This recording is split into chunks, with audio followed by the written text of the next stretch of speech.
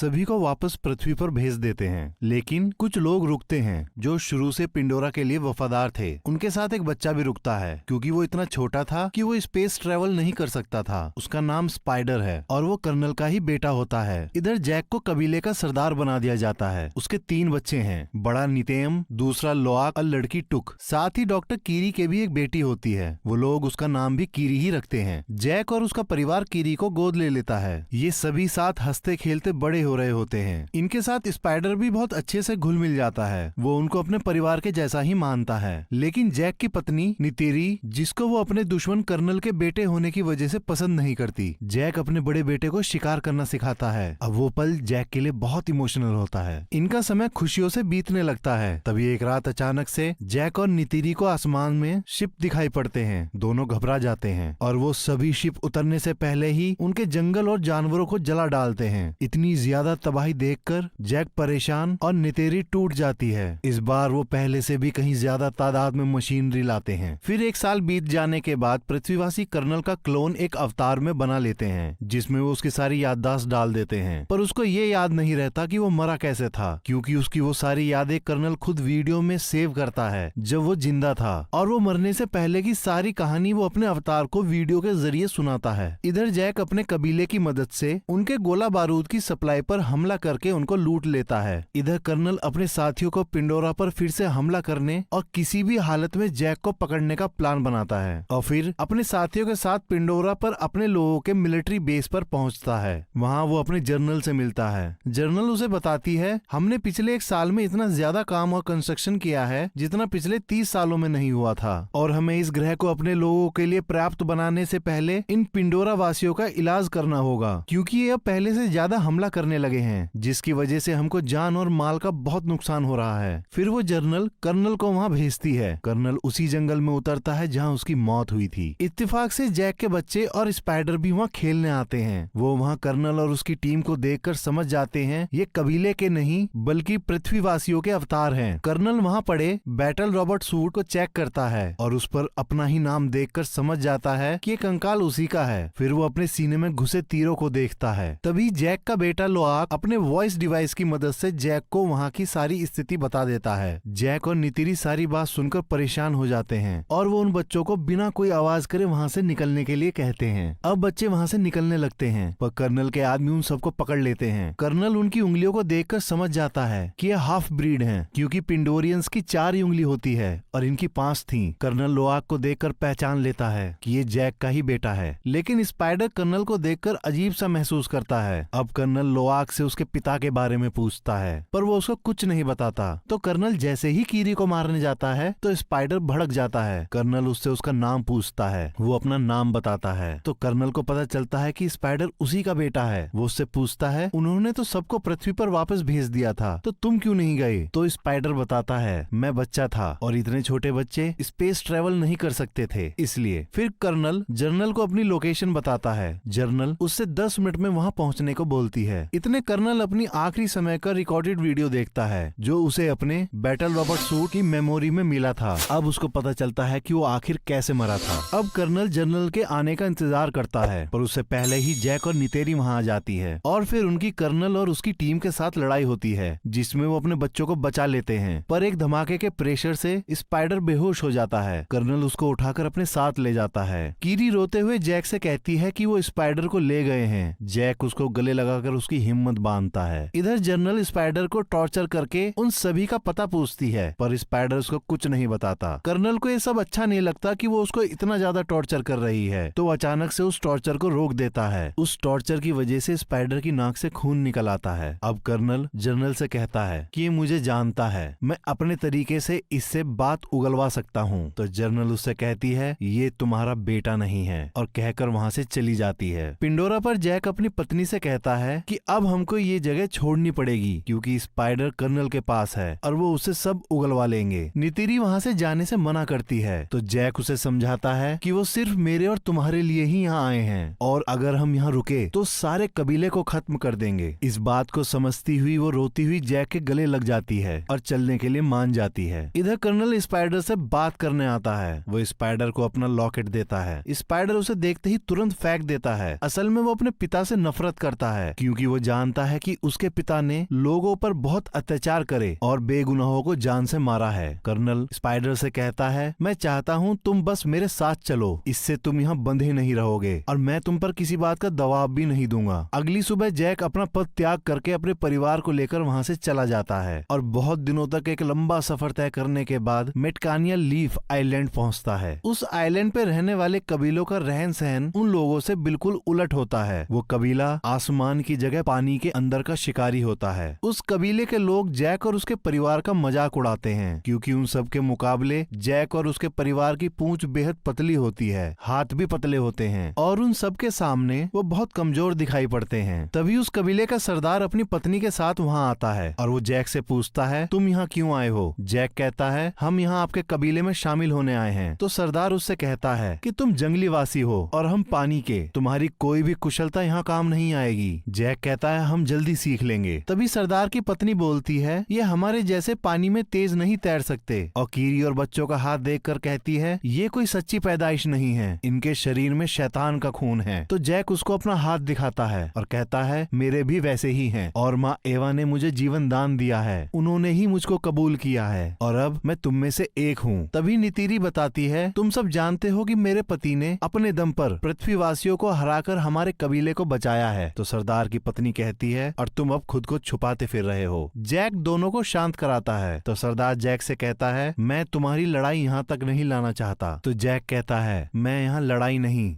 बल्कि अपने परिवार को सुरक्षित रखने के लिए यहाँ आया हूँ। सरदार उनको वहाँ रहने की इजाजत दे देता है और अपने लोगों से कहता है, इनको भी अपने भाई और बहनों के जैसा समझो, इनको एक बच्चे के जैसा समझकर हमारे सारे तौर तरीके सिखाओ, इन्हें तैरना सिखाओ जिससे ये अपने आप को बेकार न समझे। और फिर अपने बेटे और बेटी को उनकी जगह दिखाने को कहता है। अगले दिन सरदार के बच्चे जैक के बच्चों को पानी के अंदर ले जाते हैं और वो देखते हैं कि वो ज्यादा समय पानी के अंदर नहीं रुक पा रहे। वो उनकी तैरने में उनकी बहुत मदद करते हैं और उन्हें सारे तरीके बताते हैं। उसके बाद वो अपने पानी के जीवों को बुलाकर उनसे लोआक का बंधन करवाते हैं और उसको राइड करना सिखाते हैं। कबीले का सरदार वो सारी ही बातें जैक को भी सिखाता है। सरदार की लड़की ओआक को सांस खींचना और देर तक रोकना सिखाती है। जैक के बच्चे पानी के अंदर बहुत मजा करते हैं, उन्हें एक नई दुनिया दिखाई देती है। कीरी उन सबको महसूस करती है। इधर कर्नल स्पाइडर को लेकर पिंडोरा की सबसे ऊंची पहाड़ी पर पहुंचकर अपने लिए एक बेंजिस को चुनकर उससे अपना बंधन जोड़ने की कोशिश करता है, लेकिन उनकी लड़ाई में बेंजिस उसको लेकर पहाड़ी से कूद जाता है। तो सबको लगता है कर्नल मर गए और वो वहाँ से वापस जाने लगते हैं, लेकिन तभी कर्नल बेंजिस की सवारी करता हुआ वहाँ आ जाता है। वो उससे बंधन जोड़ लेता है। इधर सरदार के लड़के कीरी को छेड़ रहे होते हैं। तभी नितेम और लोआक वहाँ आकर उन लड़कों को बहुत मारते हैं। कीरी ये देखकर बहुत हंसती है। फिर जैक अपने लड़कों को अपनी जगह पर लाकर बहुत डांटता है और लोआक को भेजकर उन सभी से माफी मांगने को कहता है। फिर वो नित्यम से पूछता है, क्या तुमने उन सबको बहुत मारा? वो कहता है, हाँ। ये बात सुनकर जैक उससे कहता है, ये अच्छी बात है। नित्यम उनका जवाब सुनकर मुस्कुराता है और वहाँ से चला जाता है। लोआक उन लड़कों के पास जाकर उनसे माफी मांगता है। वो लोआक को माफ करके अपने साथ गहरे समुद्र में शिकार करने को कहते हैं। लोआक उनकी बात मानकर उनके साथ चल पड़ता है। वो थ्री ब्रदर पहाड़ी पर पहुंचकर लोआक से एक आवाज निकालने को कहते हैं। लोआक वैसे ही करता है, पर वो उसको चुपचाप वहाँ छोड़कर वापस चले जाते हैं। असल में वो एरिया एक व्हेल मछली के जैसे दिखने वाले टुलकुन जीवों का होता है और एक जीव लोआक को मारने के लिए पागलों की तरह उसके पीछे पड़ जाता है। लोआक अपने को जैसे तैसे उससे बचाने की पूरी कोशिश करता है। बहुत देर पानी में रहने की वजह से लोआक की सांसें खत्म होने लगती हैं। अब वो वहाँ से बाहर निकलकर सतह पर आने की कोशिश करता है, लेकिन टुलकुन उसको देख लेता है और अब उस पर उसे मारने के लिए हमला करता है। और जैसे ही उसके नजदीक आता है तभी एक और टुलकुन उल्टा उस पर ही हमला कर देता है। पर इतने में लोआक अपनी सांसें टूटने की वजह से पानी में डूबने लगता है। पर कुछ देर बाद जब उसकी आंखें खुलती है तो देखता है कि उस टुलकुन ने उसकी जान बचा ली है। वो उसे सतह पे ले आया था। इसके बदले वो टुलकुन के पंख में फंसे बड़े से लोहे के कांटे को निकाल देता है। अब दोनों में दोस्ती हो जाती है और फिर दोनों पानी में बहुत देर तक एक साथ तैरते हैं। कुछ देर बाद लोआक उसके दूसरे कटे हुए पंख को देखकर उससे इशारे में पूछता है कि ये कैसे हुआ, पर टुलकुन उसको कोई जवाब नहीं देता। इधर कीरी जैक को बताती है कि मुझको माँ एवा के दिल की धड़कन सुनाई देती है, क्या मैं पागल हो गई हूँ? जैक उसे समझाता है। तभी नित्यम सरदार के लड़के को लाता है और दिन भर की सारी बात बता देता है। अब वो लोग लोआक को ढूंढने निकलने ही वाले होते हैं। तभी लोआक टुलकुन को वापस भेजकर घर आ जाता है और सारी गलती अपनी बताकर सरदार के लड़के को मार खाने से बचा लेता है, जिसकी वजह से उन दोनों में बहुत अच्छी दोस्ती हो जाती है। अगले दिन वो सरदार के बच्चों को सारी बात बता देता है और उनसे उसके कटे हुए पंख का भी जिक्र करता है। सरदार की लड़की समझ जाती है और कहती है कि उसका नाम पायकन है और उसको उसके परिवार ने बेदखल कर रखा है, क्योंकि सभी बताते हैं कि वो खूनी है। उसने हमारे कबीले और अपने साथी टुलकुन को भी मारा है, लेकिन लोआक उनकी बात नहीं मानता और कहता है वो मेरा दोस्त है और वहाँ से कहकर चला जाता है। अगले दिन सरदार की लड़की उनको अपने पुरखों के मंदिर को दिखाती है, फिर अपने कबीले के जीवनदायिनी पेड़ को दिखाती है जो पानी के अंदर होता है। कीरी उससे अपना बंधन करती है तो उसे अपनी माँ दिखाई देती है। वो उससे गले लग के रोने लगती है और पूछती है मैं सबसे अलग क्यों हूँ और माँ एवा मुझसे क्या चाहती हैं? मेरे पिता कौन हैं? तभी अचानक कीरी को दौरा पड़ जाता है। वो बच्चे उसको वापस ले आते हैं। जैक उसके इलाज के लिए अपने दोस्तों को बुलाता है पर उनसे कुछ नहीं होता, तो सरदार की पत्नी उसका इलाज करके उसे ठीक करती है। तभी कर्नल के साथी उसको बताते हैं कि रेडार पर एक शिप देखा गया है और ये शिप वही था जिससे जैक के दोस्त कीरी को ठीक करने आए थे। कर्नल को एक लोकेशन मिल गई थी। अब कर्नल एक शिकारी शिप के कैप्टन और उसके क्रू के साथ मैटकाइना रीफ के लिए निकल पड़ता है। इधर रीफ में सारे टुलकुन अपना चक्र पूरा करके वापस आते हैं। कबीले वाले उनके आने से बहुत खुश होते हैं। असल में कबीले वाले उनको अपने भाई और बहन ही मानते हैं। टुलकुन की सरदार अपने बच्चे को रोनाल को दिखाती है। वो बहुत खुश होती है और कहती है उसका बच्चा भी जन्म लेने वाला है। इधर कर्नल उसके सबसे नजदीकी कबीले पहुंच जाता है और जैक के बारे में पूछता है, पर वो लोग कुछ नहीं जानते तो वो कुछ नहीं बता पाते।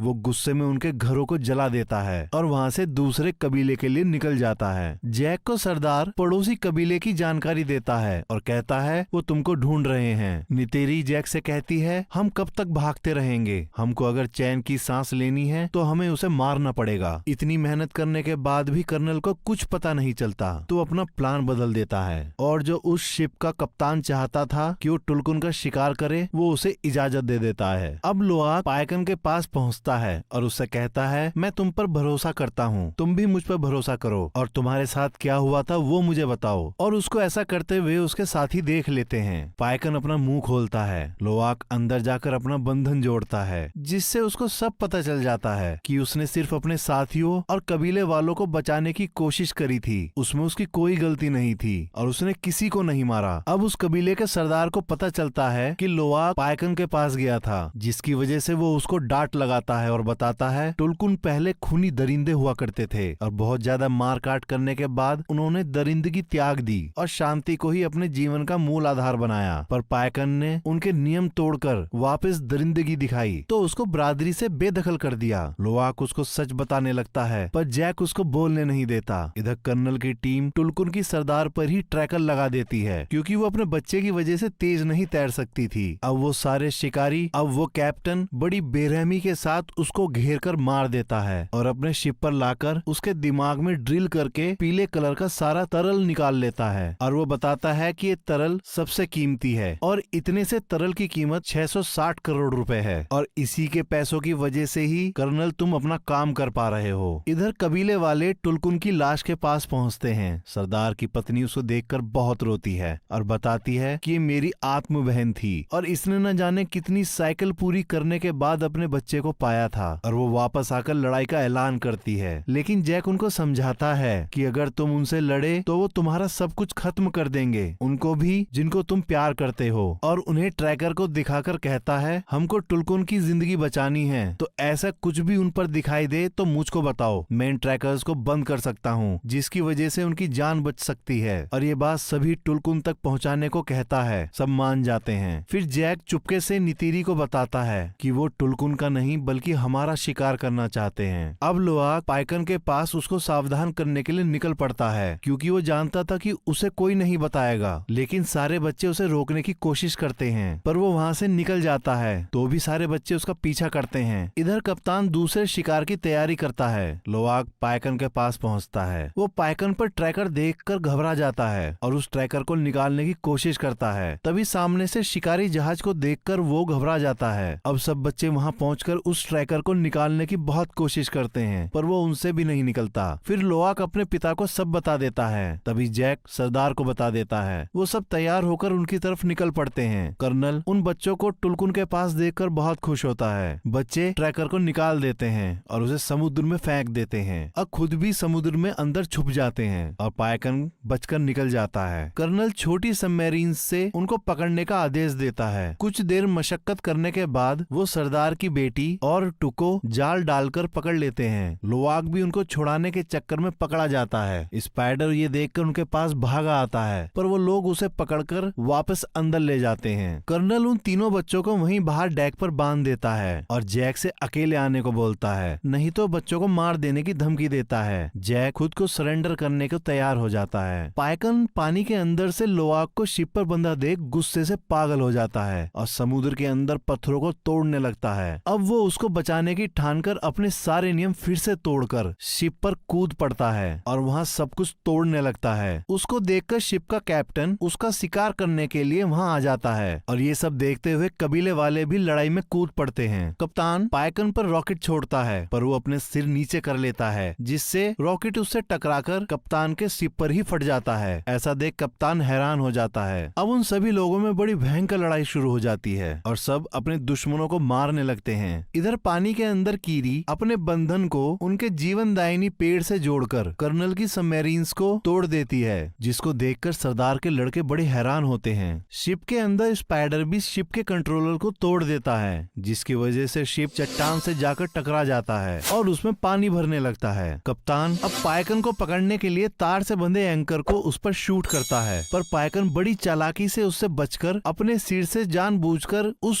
तार को बांधकर पूरी ताकत लगाकर उस बोट को खींचने लगता है। कप्तान बड़ी मुश्किल से उससे पीछा छुड़वाता है, पर फिर से उस पर हमला करने की तैयारी करता है। तभी पाइकन उसकी बोट के ऊपर से कूदकर उस तार से कैप्टन के हाथ को ही बांध देता है और एक झटका देकर उसका हाथ ही अलग कर देता है, जैसे कप्तान ने कभी उसका पंख काटा था। कप्तान के मरते ही उसका क्रू लड़ाई रोक देता है और वहाँ से जाने लगता है। अब कीरी जैसे ही सतह पर आती है, कर्नल उसे पकड़कर शिप के डेक पर ले आता है और उसको वहीं बांध देता है। टुक उसको देख लेती है तो सरदार की लड़की के साथ उसे बचाने शिप पर वापस चली जाती है, लेकिन वो टुक को भी पकड़ लेते हैं। शिप के दूसरी तरफ कर्नल नेत्यम को भागते हुए गोली मार देता है। बच्चे बड़ी मुश्किल से उसे टापू पर ले आते हैं, पर वो बच नहीं पाता। नितेरी उसको मरा देख पागलों के जैसे चीखने लगती है और बहुत रोती है। तभी कर्नल जैक के वॉइस डिवाइस पर बात करता हुआ उसे बताता है कि उसकी छोटी बेटी उसके पास है। तो जैक नितेरी को संभलने को बोलता है और कहता है, हमें अपनी बेटी को बचाना है। नितेरी अपना धनुष उठाकर अपने बेंजिस पर बैठकर शिप की तरफ उड़ जाती है। जैक वहाँ शिप पर चुपचाप पहुंचकर धमाका कर देता है, जिससे वहाँ आग लग जाती है। नितेरी वहाँ पहुंचकर बहुतों को मार डालती है। उसका रौद्र रूप देखकर स्पाइडर भी डर के मारे छुप जाता है। इधर जैक चुपके से टुक को छुड़ा लेता है, पर कर्नल कीरी के गले पर चाकू रखकर उसके सामने आता है और कहता है, तुम नहीं चाहोगे कि आज तुम्हारी एक औलाद और मर जाए। कर्नल उससे हथियार रखवा देता है। स्पाइडर कर्नल को ऐसा करने से रोकता है, पर वो नहीं मानता। तभी नितेरी स्पाइडर के गले पर चाकू लगाकर कीरी को छोड़ने को बोलती है, पर कर्नल उसको ऐसा दिखाता है जैसे उस पर इस बात का कोई फर्क ही नहीं पड़ा। तभी नितेरी कर्नल से कहती है, लड़के के बदले लड़का, और स्पाइडर की छाती पर चाकू मार देती है। कर्नल तुरंत कीरी को छोड़ देता है। अब वो सब वापस जाने लगते हैं, पर कर्नल कहता है, मैं अभी भी नहीं रुकूंगा और वापस आऊंगा और तुम अपने पूरे परिवार के साथ सारी जिंदगी डर में जियोगे। इतना सुनते ही जैक उस पर हमला कर देता है। इधर पानी के अंदर नितेरी और उसके बच्चों को आग घेर लेती है, तो वापस शिप पर चढ़कर उसके दूसरी तरफ से निकलने की कोशिश करती है। तभी पानी का बहाव टूक को शिप के अंदर ले जाता है। नितेरी उसके पीछे कूद जाती है। शिप डूबने लगता है और पलट जाता है। स्पाइडर और कीरी ऊपर आ जाते हैं। इधर पानी के अंदर जैक लड़ते लड़ते कर्नल का गला घोटकर उसे बेहोश कर देता है। उसको लगता है कि कर्नल मर गया, लेकिन खुद भी पानी में सांसें टूटने की वजह से डूबने लगता है। तभी लोवाक जैक को बड़ी मुश्किलों से एक चैम्बर में लेके आता है, जिससे जैक को सांस आ जाती है। इधर टुक और नितेरी भी एक जगह आके फंस जाते हैं और जहाज पूरी तरह अंधेरे में डूब जाता है। फिर कीरी वहाँ रोशनी देने वाली अनेक मछलियों को बुला लेती है और वो उनको पूरे जहाज में भेज देती है। वो टुक और नितेरी को बाहर निकाल लेती है। इधर लोवाक पाइकन की मदद से जैक को भी बाहर निकाल लेता है। अब पाइकन उन सबको अपने पंख पर बैठाकर टापू पर छोड़ देता है। स्पाइडर भी कर्नल को बाहर निकाल लेता है। वो जिंदा होता है। वहाँ उसका बेंजिस आ जाता है। कर्नल स्पाइडर को साथ चलने के लिए बोलता है, पर स्पाइडर उसे वहाँ चिढ़ाकर वापस जैक और उसके परिवार के पास आ जाता है। तो कर्नल अपने बेंजिस पर बैठकर वहाँ से उड़ जाता है। अब सब कबीले वाले नेत्यम को आखिरी विदाई देते हैं। हैं। उस समय जैक को वो पल याद आता है जब उसने नेतियम के जन्म पर अपने हाथों में उसे लेकर उसका नामकरण किया था और अब वो उसको पानी के उस अंतहीन गहराई में दफन होते देख रहा था। उसका दिल टूट गया था। वो वापस आकर सरदार से कहता है, हम कल चले जाएंगे। तो सरदार कहता है, तुम्हारा बेटा अब हमारे देवताओं के पास है और तुम भी अब पानी के आदमी हो चुके हो, तो तुम हमारे कबीले का ही हिस्सा हो। फिर जैक और नितेरी उनके जीवनदायिनी पेड़ से अपना बंधन बांधते हैं। तभी जैक को वो समय दिखाई देता है जब नेतियम ने पहली बार शिकार किया था और वो बहुत खुश थे। नितेरी उनको देखकर खुश होती है। नितेयम सच में अब उनके देवताओं के पास था। वो उसका स्वर्ग था। वहाँ उसकी दुनिया में उसका परिवार उसके साथ था और कहानी यहीं खत्म हो जाती है।